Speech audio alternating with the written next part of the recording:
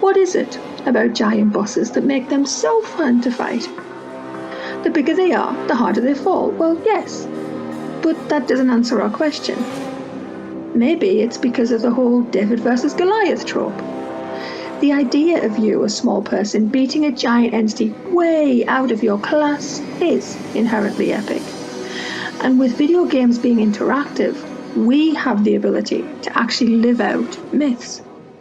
As such, here are 5 awesome giant bosses we had the honour of fighting in video games. Warning, spoilers will be discussed for the following titles. He's a big one!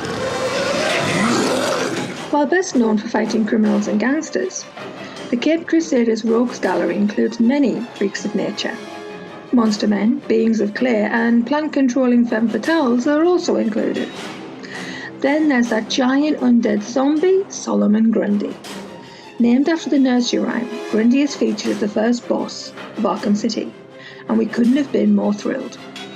From his surprise appearance under the Iceberg Lounge, to his fake death, and that hellish fiery appearance at the end, he was a delight to battle, and set a high standard for the rest of the title. Long before the MCU made him a psychotic threat, developer Bino took a stab at modernising Mysterio. This master of illusion sought real magic over parlor tricks, with him seeking a tablet that controls space-time. Despite the efforts of 4 Spider-Men, Mysterio managed to become a godlike being growing into a humongous deity. What results is a last stand by each Spider-Man. Using their unique abilities, they managed to get the drop on Mysterio, beating him and saving the multiverse in the process. A unique and fascinating take.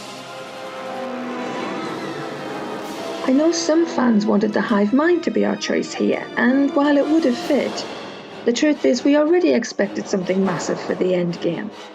The Leviathan, on the other hand, was a complete surprise. Up to that point, the necromorphs of Dead Space had been humanoid size. While you were warned about a massive creature having entered the ship, who knew it'd be this big? The fight itself involves using standard explosives and weapons in a zero-G environment, but the idea of a lone engineer facing off against a gargantuan alien was epic in theory.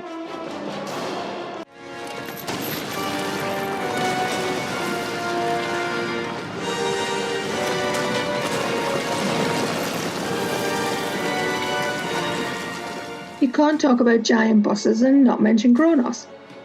Prior to the reboot, the original God of War franchise coasted on its boss fights, and the third entry had to live up to some high expectations. Fighting Cronos was as grand as it was a design feat. While the brawl itself is more akin to a hack and slash level, Kratos is simultaneously doing damage to the Titan. The battle lasts long, ultimately culminating in his defeat. There is a reason this mythological figure fathered Zeus, and God of War 3 showed us why.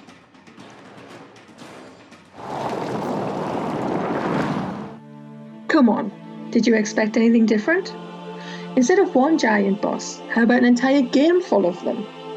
Shadow of the Colossus was of course about more than just 16 encounters.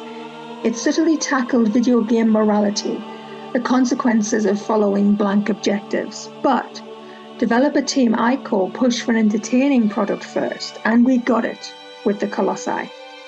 These behemoths are like mini puzzles that have to be solved. You can't go in guns or swords a-blazing. There is a strategy, which makes success all the more rewarding.